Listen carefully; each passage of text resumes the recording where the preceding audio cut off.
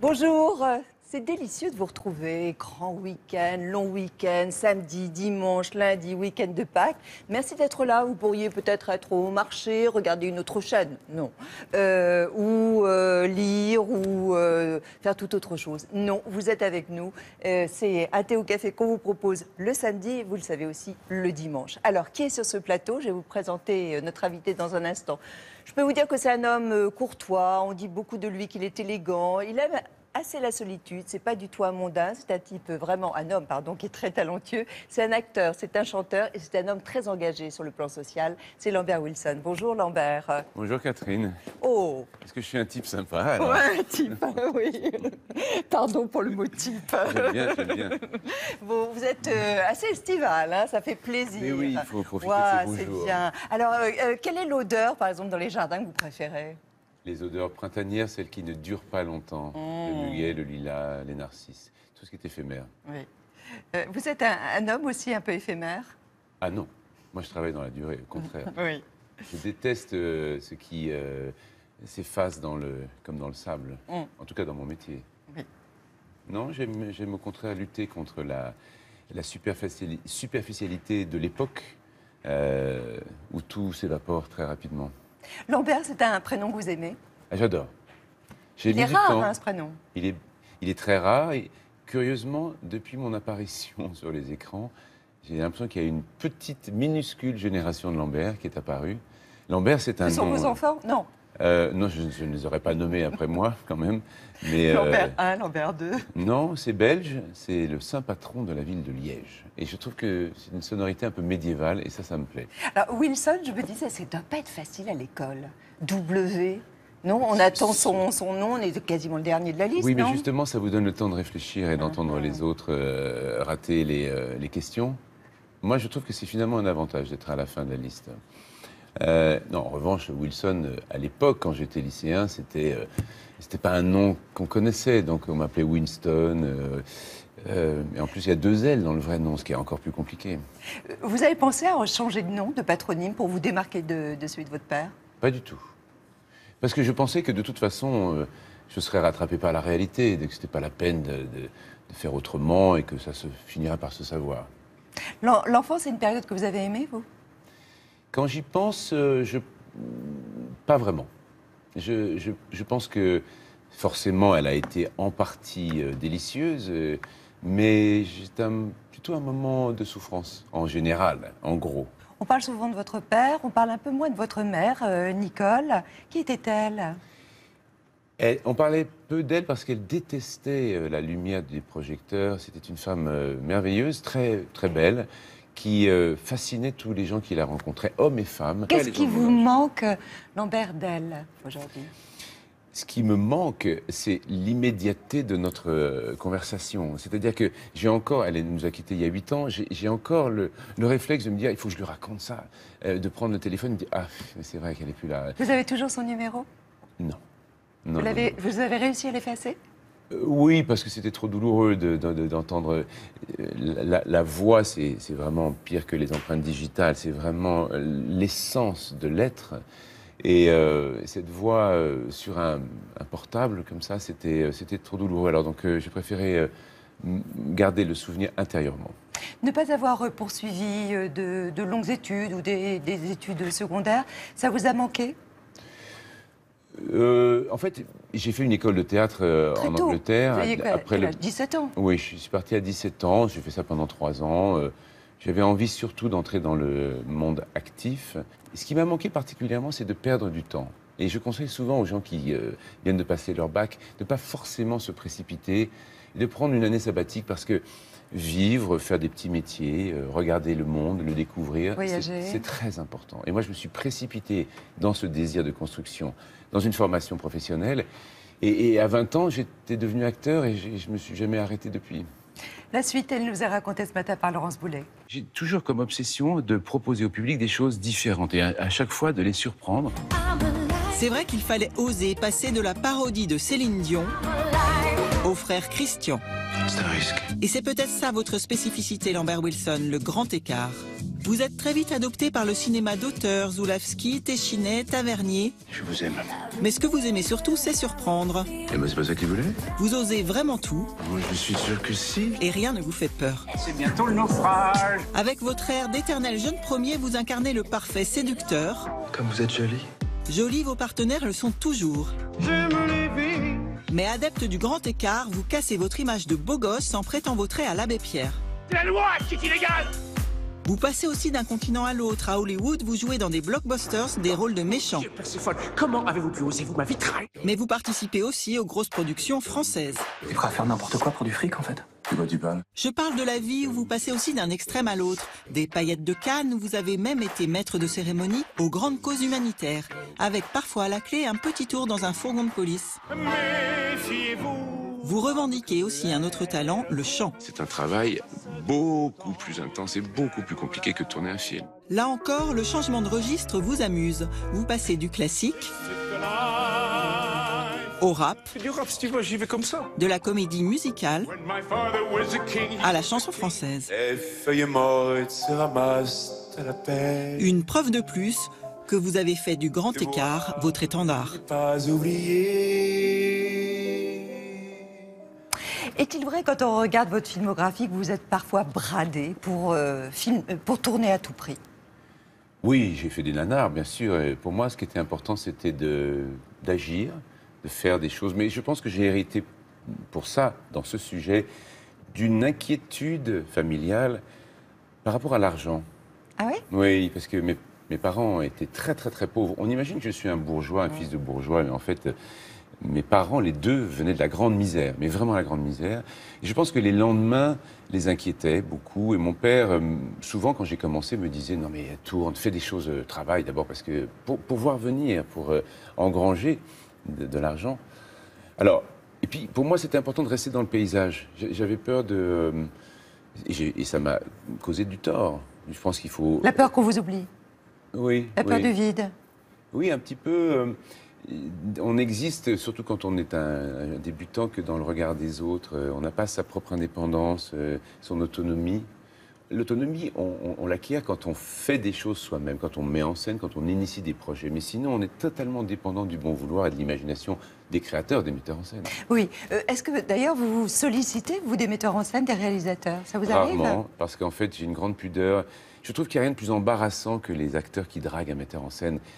C'est une sorte de chose un peu avilissante et tellement évidente que parfois arrive devant moi le metteur en scène le plus inouï de la Terre, avec qui j'ai absolument envie de travailler. Je suis capable d'aller de l'autre côté de la pièce. Et j'espère qu'il comprendra quand même que j'ai envie de... Je suis obligé de me faire violence pour simplement exprimer mon désir. Mais il est vrai qu'il y a un contre-exemple. Je crois que vous avez écrit à Jean-Jacques Audiard.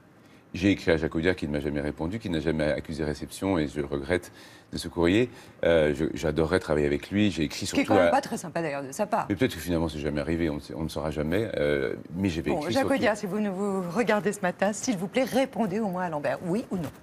J'avais écrit à Alain Resnais, qui m'a répondu lui, Oui. et qui, 10 ans après l'envoi de ma lettre, m'a souhaité la bienvenue sur le plateau de On connaît la chanson, en disant voilà, ça a mis 10 ans. Vous auriez aimé être une actrice? Mais je suis une actrice.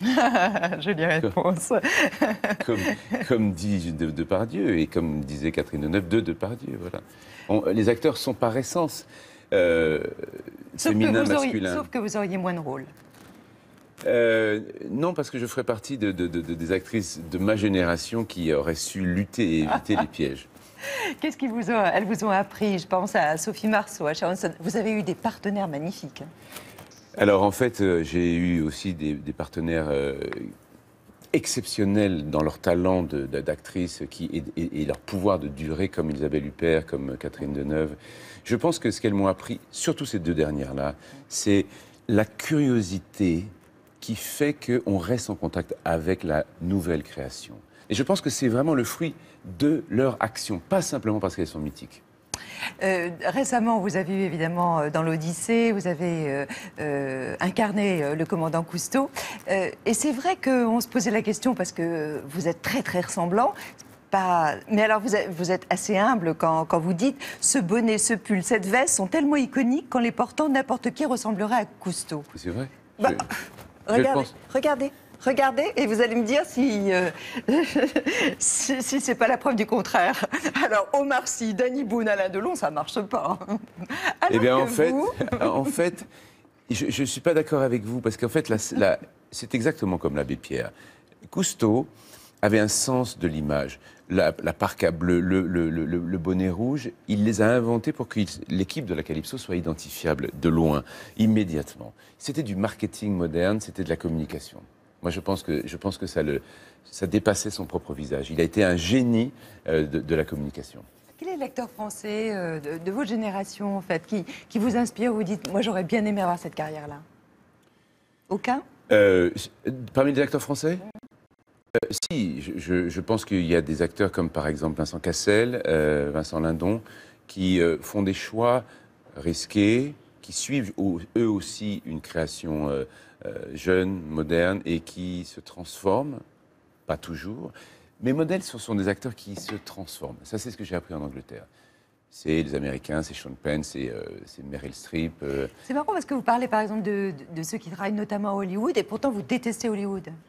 Alors, certains travaillent à Hollywood, comme Vincent Cassel. J'ai rêvé d'Hollywood, mais j'ai confronté la réalité. J'ai été confronté à cette réalité. Ce n'est plus du tout quelque chose qui m'intéresse, mais non seulement qui ne m'intéresse pas, mais que je fuis à tout prix. C'est-à-dire que je n'aime pas ce qu'on propose aux Français, et puis même tout le système de la production américaine me fait peur. Je trouve qu'il y a un mode de relation... Désincarné? Et je trouve qu'il y a une grande hypocrisie. Je trouve que les Latins, les Européens sont plus simples, plus directs, plus villageois, et que les Américains sont très extérieurs, et je trouve hypocrites, et surtout d'une dureté épouvantable. Et tout ça me fait peur. Vous avez été confronté, vous, avec des réalisateurs qui ont été avec vous très autoritaires, un peu dictateurs. Ça existe? Il y a des metteurs en scène qui sont dictatoriaux. Je pense que pour être un bon metteur en scène, d'une certaine façon, il faut être un tyran. Pourquoi? Parce que cette personne doit décider de tout et imposer sa volonté à une équipe très nombreuse et à des gens... On peut le faire en douceur. Je pense qu'à un moment donné, il faut ne pas se laisser influencer par les autres et suivre son chemin. Alors après, il y a des gens qui vous manipulent et ça peut être un peu pénible. Le seul qui l'ait fait... À mon sens, c'était Andrzej Zulawski, avec qui j'avais tourné dans les années 80, qui était très pervers, suprêmement intelligent, mais qui jouait des jeux avec les acteurs, qui les montait les uns contre les autres pour obtenir un meilleur jeu. Ça, c'était un peu années 80. Je crois qu'au contraire, les metteurs en scène, pour moi, ce sont des gens cultivés, intelligents, et j'aime bien être au contact. Même quand ils sont autoritaires, même quand ils sont injustes. Ce qu'il faut, c'est qu'ils soient bons. S'ils sont bons, s'ils obtiennent le meilleur de vous, ça peut être des monstres. Vous avez été 2 fois maître de cérémonie à Cannes, mais vous détestez, dites-vous, les tapis rouges. On a un peu de mal à penser ça quand même, parce que ça fait partie de la représentation, ça fait partie de votre boulot. Le tapis rouge, c'est un moment de grand trac pour moi, c'est curieux. Je n'aime pas quand il y a beaucoup de monde. D'abord parce que dans les situations de tapis rouge, il y a une congrégation des gens de mon métier, et j'ai un moment de... D'abord parce que je ne vois pas très bien sans mes lunettes. Donc vous ne les reconnaissez pas? Je ne reconnais personne. Alors en fait, il me faut des fiches. Il y a certains magazines professionnels où il y a à la tête des distributeurs, des producteurs et des metteurs en scène. Parfois, je les consulte avant pour me rappeler. Donc vous bachotez? Je bachote, mais bien sûr. Parce que je suis un peu empoté socialement. Oui, alors sur scène, vous ne l'êtes pas. Vous avez déjà entamé une très longue tournée avec Wilson Chante-Montant. On va regarder un petit extrait, puis après, on va parler de ce spectacle à bicyclette. Quand on partait de bon matin, quand on partait sur les chemins, à bicyclette, nous étions quelques bons copains. Il y avait Fernand, il y avait Firmin, il y avait Francis et Sébastien. Et puis Paulette. On était tous amoureux d'elle, on se sentait pousser les ailes à bicyclette. Bon, c'est un travail d'acteur ou de chanteur? Parce qu'il était tous les deux. Les deux, parce qu'il était les deux. Mais c'est un travail de musicien, je dirais, parce qu'en fait, les arrangements sont complexes. Fait par Bruno Fontaine, avec qui j'ai fait plusieurs spectacles et qui est un génie absolu. On fait de la musique. On fait de la musique à plusieurs. Bien entendu, je dis des textes aussi. Ce qui surprend les gens avec ce spectacle, c'est qu'ils s'attendent à un tour de chant traditionnel. Or, en fait, c'est un vrai spectacle de théâtre où la vie de Montand et Montand comme héros était évoqué. Son passé ouvrier, c'est les grandes figures féminines de sa vie, Signoret, Piaf, Marilyn Monroe. Les États-Unis. Les États-Unis, son rêve de réussite, ses engagements politiques. Et ce qui surprend le public, c'est qu'il y a beaucoup de chansons qui ne sont pas aussi connues que ça, et que c'est la vie d'un homme qu'on va raconter avec des mots très beaux. Ceux de Georges Sampras, le romancier espagnol, son grand ami, des poèmes de Cocteau. C'est ça qui est un exercice complexe pour moi et c'est très excitant. C'est de passer de la voix parlée et de l'évocation, comme un acteur le fait, à un exercice vocal et musical très difficile. Et ça durant 2 heures. Est-ce que vous connaissez aussi bien sa filmographie que sa discographie? Je pense que je connais mieux sa discographie que sa filmographie, en fait. On va le tester. Vous voulez bien aller sur le Je pense siège? que là, je vais carrément me Ça va être bien, justement.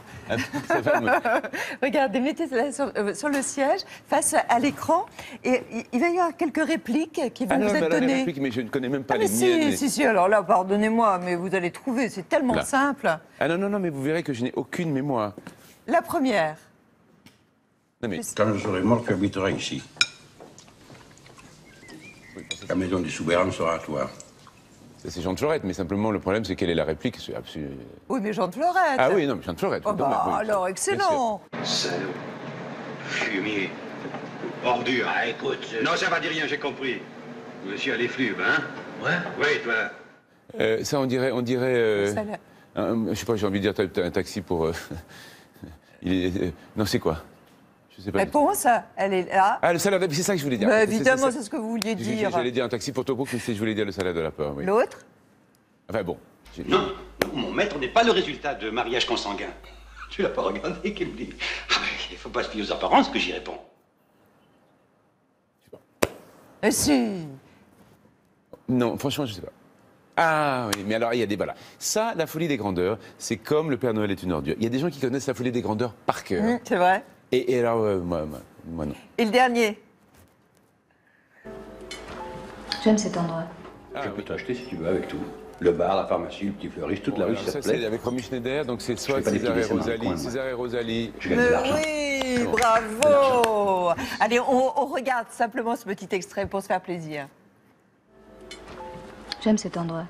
Je peux t'acheter si tu veux avec tout. Le bar, la pharmacie, le petit fleuriste, toute la rue, si ça te plaît. Je fais pas des petits dessins dans les coins, moi.